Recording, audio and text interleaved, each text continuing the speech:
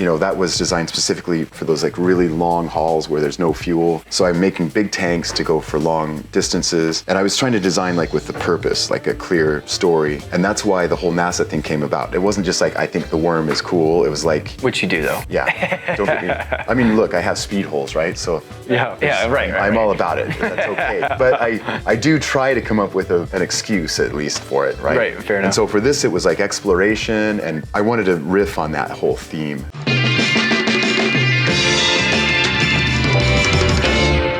What's up guys? I'm Jake from Prism Supply. Welcome to our series, My Garage. For this episode, we're in Thousand Oaks, California, featuring my friend Alex Earle from Earle Motors. Alex is an extremely talented power sports designer, motorcycle builder, and adventure rider. When I walk into this space, like, it just screams off-road and adventure to me, and it's like very inspirational for me. Like, I just want to go out in the woods right now. Give us like an overall rundown of the space. What's the size of the space? You have like a lot of toys. I don't quite understand how you can maintain and keep up with everything in this space, but it's awesome that you do. You're right. Like, I've got a lot of stuff in here, but it's crazy how somehow I fit all this stuff in a second floor loft apartment. So crazy. Like, I took all these up in an elevator back then and stored them in the apartment. I had 6 bikes in there. Now that I'm out here in this suburb where I live now, I moved out here with the family 2 or 3 years ago. Now I have this 3-car garage. It feels like you have so much space. Yeah, no, I feel like a king out here. It's like, it shows through all of your work. You're an incredible designer. Tell me about your background of that. How'd you learn that? Even as a kid, I was like sketching a lot, and I made a lot of models, which really taught me a lot about how stuff works, and I was completely fascinated by those kind of mechanical things. I built a lot of like tanks and airplanes. There was a bit of a gap. I studied architecture in high school, and then I ended up working as a landscape architect, like a city planner. But I found that like my passion for machines just like wasn't being fulfilled by that. So I discovered this college in Pasadena called the Art Center College of Design. I came out to visit the school and I was like blown away. Like I was like, I gotta go here. And I enrolled and then I ended up getting hired at Porsche right out of school. Like I worked there in California. They had a studio back then in Huntington Beach. I worked on the Carrera GT. That was like the first thing I ever worked on. Later went to Volkswagen Audi, which is where I am to this day still. On top of your full-time job, you also teach power sports design at the Art Center. Tell us about your students. My students at the school now are almost always lacking any preconceived notion about what motorcycles should be. They come to the class, no experience, they've never really paid attention to them. They come up with really interesting solutions. And I'll tell you, even like with the Harley project we did, they were kind of like, oh, you know, we prefer our designers to be people that ride and people that know the heritage and all that kind of stuff. They were really reluctant to have people that know nothing about it. But by the end, they were kind of like, well, this is quite interesting. They're coming up with stuff that we never would have dreamt of, you know? They're thinking outside the box. Completely outside of the box. Because they don't know what the box is. That's right. So it's been really, even for me, it's really gratifying to work with these kids. By the end of the term, a lot of them, I can't tell you how many of these kids in the class will end up like with a motorcycle license. Why do you do it? Why do you teach it? I mean, I love motorcycles, really. It's fun for me to talk about them. I go every Wednesday night for like 5 hours. I get to talk about motorcycles. With the Panamerica, we took everybody out to El Mirage, to the dry lake bed for the whole day. But we were sketching them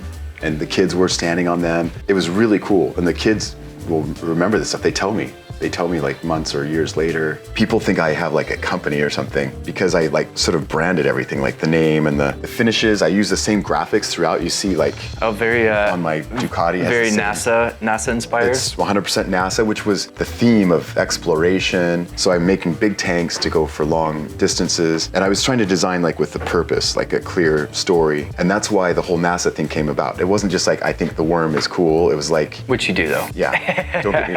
I mean, look, I have speed holes, right? So right. I'm all about it. That's okay. But I do try to come up with an excuse at least for it, right? Right, fair enough. And so for this, it was like exploration, and I wanted to riff on that whole theme. Did you ever think that you would have owned a Harley-Davidson before this style bike came out? Yeah, absolutely. I wasn't averse to it. It just was honestly not the style of bike I ride. Like you see, I have a garage full of dirt bikes and Jeeps and off-road trucks. Like everything I do even in my design life, I kind of try to turn it into a off-road thing every time. On-road, off-road. If you look back to 20s, 30s, 40s Harley-Davidson, it was adventure. They were taking these bikes, V-twin bikes, what we think is a normal Harley-Davidson, and taking them off-road and doing whatever they wanted with them. And so they were the originals doing that. They were. Yeah, it's clear. Those bikes were developed when I guess most of the roads weren't paved. Right. to begin with. Right. So you had to be already at your core kind of robust to just survive. And that's another reason why I like this bike so much. But the thing is with my height, this thing's amazing. And the size and the girth of this thing, it couldn't fit me better. That's the thing, on your Husqvarna, I look ridiculous. I look like a circus bear on that thing. Fits me. But this thing fits me perfectly in every way, physically and just the character of it. If you break it down by numbers, there are other bikes that do, maybe the braking is a little bit better, the acceleration is a little bit better, the whatever, but this thing has so much charisma and... It's one of your favorite bikes you've owned? Yeah, for sure. And that it really is for reasons beyond even just what it is, because I ride it to work every day. Every day you ride it, pretty much? Pretty much. And that was never the case. I've had exotic super bikes or whatever, and it's they're too high maintenance. Right. The bikes I've had are really hot, you get to work and you're exhausted, and it's intense experience. And this thing I'm on the freeway for a little bit, it's got really good cruise control, and I use that every morning. And then I have a really nice canyon drive down Latigo. That's where I work. My commute is a dream ride that people come and do on Sundays, from all over the state. They come and do this. You get to do it every day. Yeah, it's like Mulholland, everyone knows Mulholland. I get to ride on Mulholland every day. There are several parts that I designed. I designed a whole spine on the top of the tank in aluminum that will carry a tank bag. And this actually, I can show you, just kind of floats above here. It's gonna be black anodized as well. It's got holes for roto packs, so you could put even more fuel. And these are parts that you worked on and designed yourself? Yeah, this is what I do in my garage.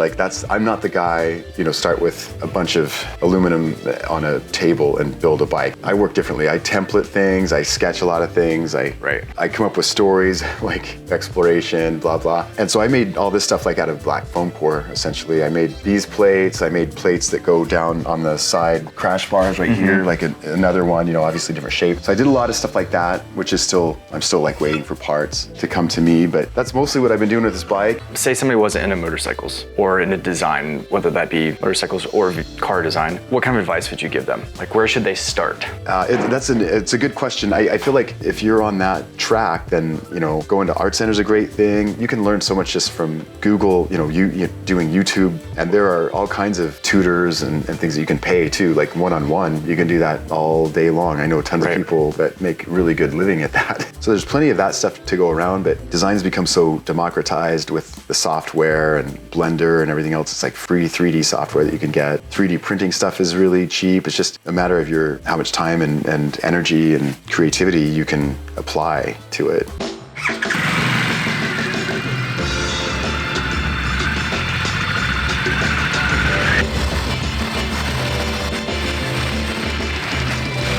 That's it for this episode of My Garage. Alex, thank you so much for your time today. Your space is absolutely incredible. Thanks for showing us around, much appreciated. Where can we find you? Yeah, the best place is my IG account, Earle Motors, E-A-R-L-E. Thanks, man. Thanks, Jim. Appreciate it. Thank you.